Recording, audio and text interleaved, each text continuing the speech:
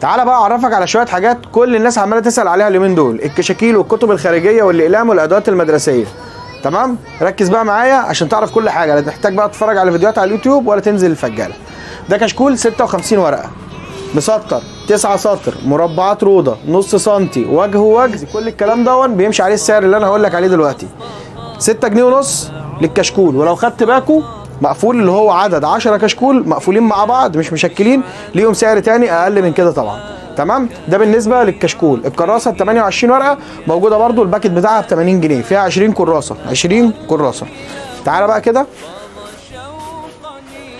قلم رصاص اسمه باور، ده مش تقليد الفيبر كاتل، ده قلم رصاص لوحده كده مع نفسه اسمه باور تو بي.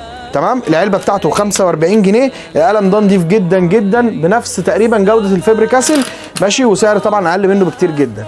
تعالى الاقلام الروتو، الاقلام الروتو، القلم بيتباع ب 5 جنيه دلوقتي، القلم دلوقتي سعره ب 5 جنيه. على فكره الاسعار كل يوم بتزيد، كل يوم بتزيد، بس احنا بفضل الله اي حاجه عندنا سعر قديم هنبيعها بسعر قديم. علبه القلم دي بتتباع دلوقتي ب 40 جنيه، عندنا ب 36 جنيه، القلم لوحده ب 5 جنيه بيتباع. تمام؟ دي ب 36 جنيه فيها 12 قلم، 12 قلم ب 36 جنيه. طبعا الالوان والادوات المدرسيه والبرات المعدن والبرات البلاستيك وكل الحاجات دي بفضل الله موجوده برده، اسعار قديمه لحد دلوقتي. تشكيله حلوه من الاقلام برده معانا.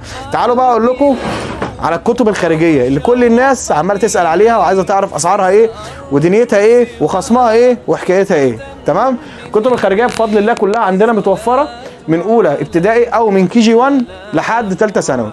تمام؟ انت عايز تعرف اسعار الكتب بتاعتك عشان تعرف تحسبها وتعرف الدنيا بتاعتك ماشيه ازاي، مفيش مشكله، احنا هنسيب لك رقم في الفيديو، هتبعت على الواتس تقول انا عايز مثلا اعرف سعر اولى ابتدائي سلاح تلميذ اضواء المعاصر اعدادي، اي حاجه انت عايزها هنبعت لك السعر بتاعها اللي مكتوب على الغلاف. تمام؟ وفي حاجه تاني برضو انا عايز اعرفها لكم، الكتب سعرها جدا كتير، فاحنا هنعمل مع بعض حاجه كده جميله من مكتبه هلال برضو لكل العملاء بتوعها. انا دلوقتي معيش غير جزء مثلا معين من الفلوس وعايز احجز الكتب بتاعتي عشان كتب الترم الثاني بتبقى اقل بكتير من كتب الترم الاول فهيحصل نواقص.